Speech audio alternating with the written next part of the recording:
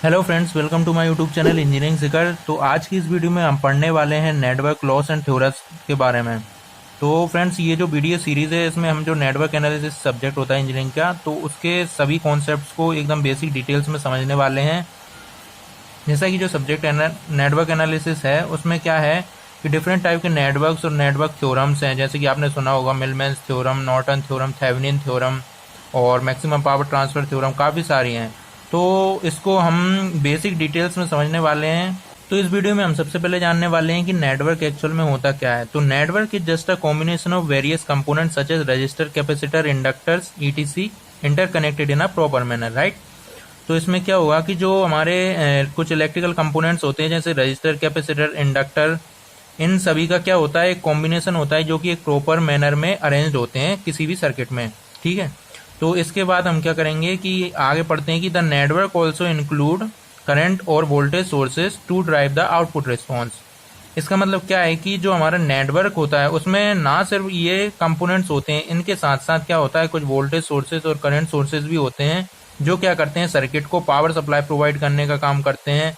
इसके बेसिस पे हम क्या करते हैं उस सर्किट का जो भी आउटपुट होता है करंट के फॉर्म में, वोल्टेज के फॉर्म में, तो उसको हम क्या करते हैं रीड आउट कर लेते हैं, जो कि क्या कहलाता है उसका आउटपुट रिस्पॉन्स, ठीक है। नेटवर्क होता है वो एक्चुअल में दिखता कैसा है, तो यहाँ पे मैंने इसका बेसिक सा डायग्राम बनाया है। यहाँ पे आप देख सकते हैं कि R1, R2, R3 हमारे क्या है, रजिस्टर्स हैं। यहाँ पे ओनली मैंने इस डायग्राम में अभी रजिस्टर्स को इंक्लूड किया है। आगे आने वाली वीडियोज में हम क्या यहाँ पे इंडक्टर, कैपेसिटर और उनके साथ में हम थ्योरम्स को भी सोल्व करेंगे। तो फिलहाल के लिए तो अभी आप ये समझिए कि यहाँ पे नेटवर्क का एक बेसिक नेटवर्क अरेंजमेंट कुछ इस तरीके से दिखाई देता है। और V वोल्टेज सोर्स है और I ये जो अपर डायरेक्शन में आपको दिख रहा है ये क्या है, यहाँ पे करंट सोर्स है, ठीक है। तो चलिए इसके बाद हम बात कर लेते हैं कि नेटवर्क एनालिसिस जो हम सब्जेक्ट पढ़ने जा रहे हैं वो एक्चुअल में होता क्या है।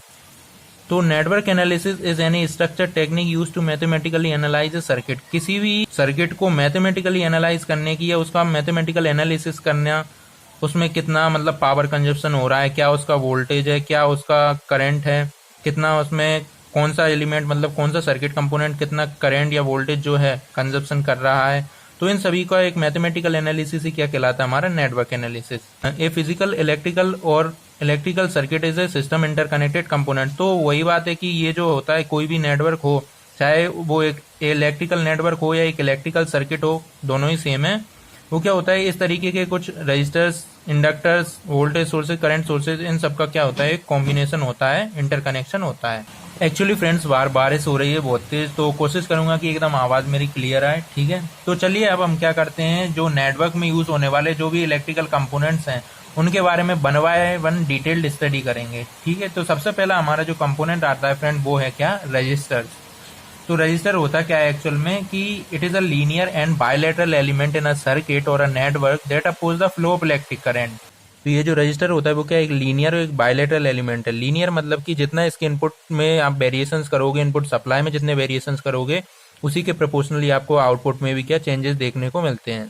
बायलैटरल का क्या मतलब है, बायलैटरल मतलब इसमें कोई पॉजिटिव या नेगेटिव साइड नहीं होती, आप कोई से भी डायरेक्शन में इसको सर्किट में कनेक्ट कर सकते हैं और ये सेम मतलब सेम रिस्पॉन्स देता है, सेम टाइप का वर्क करता है। इसमें किसी भी डायरेक्शन में आप करंट सप्लाई करोगे तो ये सेम वर्क करेगा। That oppose the flow of electric current. तो रजिस्टर क्या होता है, जब हम किसी सर्किट में इसको लगाते हैं और उस सर्किट के थ्रू ये करंट को लिमिट करने का या करंट के जो पाथ है उसमें क्या अपोज करने का काम करता है, किसको, इलेक्ट्रिक करंट को। और हम कह सकते हैं कि it is the property of a substance due to which it oppose the flow of current या इलेक्ट्रॉन्स थ्रू इट। तो इसका मतलब क्या है, ये किसी भी कंडक्टर की या किसी भी मटेरियल की वह प्रॉपर्टी होती है जो क्या उसमें से, उस कंडक्टर में से करंट को या जो इलेक्ट्रॉन्स फ्लो हो रहे हैं उनको क्या करती है, रोकती है, उनका अपोज करती है, ठीक है फ्रेंड्स। तो आई होप ये रजिस्टर आपको समझ में आ गया होगा। तो यहाँ पे इसका जो है बेसिक स्ट्रक्चर की किस तरीके से किसी वायर का जो रेजिस्टेंस होता है उसको कैसे कैलकुलेट करते हैं, तो ये मैंने बेसिक डायग्राम बनाया हुआ है। यहाँ पे मान के चलिए हमारे पास क्या एक कंडक्टर है, एक वायर है जिसकी लेंथ कितनी है, L है, और इसका जो क्रॉस सेक्शन एरिया यानी कि जो मोटाई है वो कितनी है, A है, ठीक है। तो इस वायर का जो रेजिस्टेंस होगा उसको हम किससे डिनोट करेंगे, रो L डिवाइडेड बाय A। इसकी SI यूनिट क्या होती है रेजिस्टेंस की, ओम। तो यहाँ पे जो रो है वो क्या दिखा रहा है हमको, रेजिस्टिविटी दिखा रहा है कि मटेरियल कितनी रेजिस्टिविटी प्रोवाइड करता है। L क्या है, इस कंडक्टर की लेंथ है, A जो है क्या है, एरिया है, ठीक है फ्रेंड्स। जो लेंथ होती है इसको हम मीटर में कंसिडर करते हैं, एरिया को मीटर स्क्वायर में, और जो रजिस्टिविटी है उसको ओम मीटर में। तो जैसा कि हम जानते हैं जो ओम्स लॉ होता है वो क्या होता है, V is directly proportional to I। हाँ, यहाँ पे मैंने डेफिनेशन नहीं लिखी, मैं आपको बताता हूँ कि जब हमारा टेम्परेचर को हम कांस्टेंट रख दें तो उस टाइम पे किसी भी कंडक्टर में जो वोल्टेज होगा या जो उसके दो एंड्स के बीच में जो पोटेंशियल डिफरेंस होगा वो उसमें फ्लो होने वाले करंट के डायरेक्टली प्रोपोर्शनल होता है। ठीक है, जैसे मान के चलिए ये कोई कंडक्टर वायर है, तो इसमें दो पॉइंट्स हैं A और B, इन दोनों के बीच का जो वोल्टेज होगा यानी कि जो पोटेंशियल डिफरेंस होगा V, वो किसके डायरेक्टली प्रोपोर्शनल होगा, इसमें फ्लो होने वाले करंट I के प्रोपोर्शनल होगा। ठीक है फ्रेंड्स, तो यहाँ पे क्या होता है कि V is directly proportional to I, और जब हम यहाँ से प्रोपोर्शनल का साइन हटाते हैं तो एक कांस्टेंट को लगाते हैं। यहाँ पे कांस्टेंट क्या है, हमारा R है। तो R क्या शो करता है, यहाँ पे हमारा resistance V is equal to IR, इसी को हम क्या बोलते हैं, ओम्स लॉ। यहाँ पे B जो है हमारा क्या है, वोल्टेज और potential difference between 2 points of a conductor, और I क्या है हमारा current flowing through the conductor, और R क्या है हमारा रेजिस्टेंस ऑफ द कंडक्टर। ठीक है फ्रेंड्स, तो आई होप ये आपको क्लियर हो गया होगा।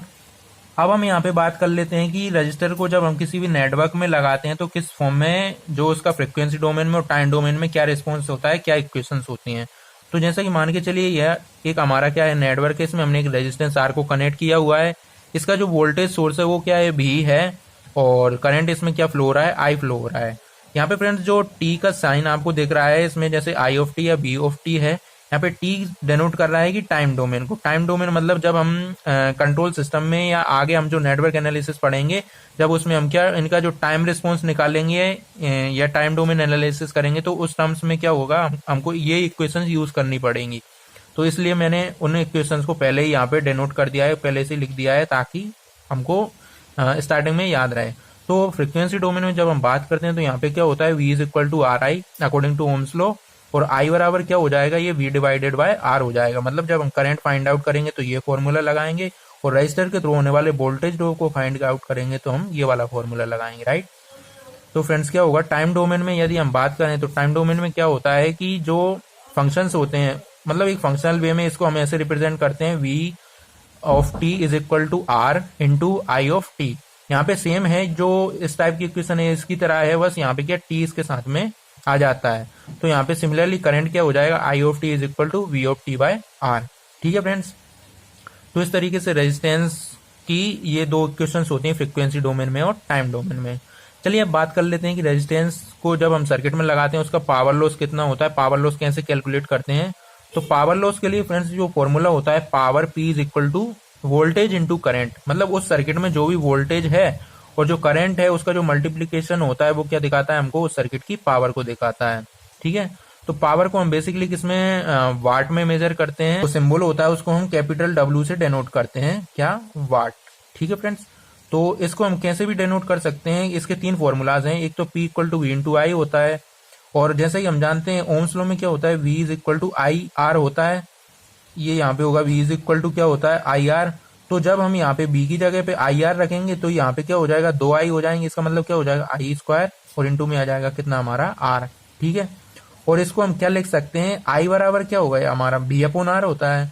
जैसे कि हमने यहाँ पे देखा I बराबर क्या है हमारा, यहाँ पे B अपॉन R है। तो जब इस I की जगह पे हम B अपॉन R रखेंगे तो वो क्या हो जाएगा, V square divided by R square. तो एक R से एक R कैंसिल हो जाएगा, यहाँ पे आ जाएगा V स्क्वायर बाय R। तो आई होप फ्रेंड ये आपको समझ में आया होगा। और टाइम डोमेन में यदि हम बात करें तो ये जो पावर लॉस है इसको हम कुछ इस तरीके से कैलकुलेट करते हैं। जैसे यहाँ पे हमारा सिंपल टर्म्स में ये जो लिखा हुआ था उसको हम टाइम के फॉर्म में लिख देते हैं, टाइम डोमेन में लिख देंगे P of t is equal to V of t into I of t, और इसको लिख देंगे हम I स्क्वायर ऑफ टी, और इसको लिख देंगे हम क्या, V square of t by R। तो फ्रेंड्स ये तीनों जो फॉर्मूले होते हैं इनमें एक टर्म को फाइंड आउट करना होता है, तब हमको क्या करते हैं, इसका यूज करते हैं। जैसे हमको इसमें वोल्टेज करंट दिया है तो हम पावर फाइंड आउट कर सकते हैं, या मान लो हमको रेजिस्टेंस और क्या दे रखा है, करंट की वैल्यू दे रखी है, तो हम इस टर्म्स में यूज करके इसका पावर फाइंड आउट कर सकते हैं। या मान लो करंट की वैल्यू नहीं दी, हमको वोल्टेज दे दिया और रेजिस्टेंस दे दिया, तो भी हम इस फॉर्मूले का यूज करके क्या पावर को फाइंड आउट कर सकते हैं। तो आई होप फ्रेंड्स ये कॉन्सेप्ट आपको समझ में आया होगा रजिस्टर का। तो आगे आने वाली वीडियोस में हम कॉम्बिनेशन ऑफ रेजिस्टेंस के बारे में पढ़ने वाले हैं कि उसका सीरीज और पैरेलल कॉम्बिनेशन एक्चुअल में काम कैसे करता है, किस तरीके से उसमें जो फॉर्मूलेज होते हैं उनको कैलकुलेट करते हैं। ठीक है फ्रेंड्स, तो आज की वीडियो में बस इतना ही। मिलते हैं दोस्तों नेक्स्ट वीडियो में। Till then keep learning. और हाँ, यदि आपके कुछ डाउट्स हों तो कमेंट में ज़रूर पूछिएगा।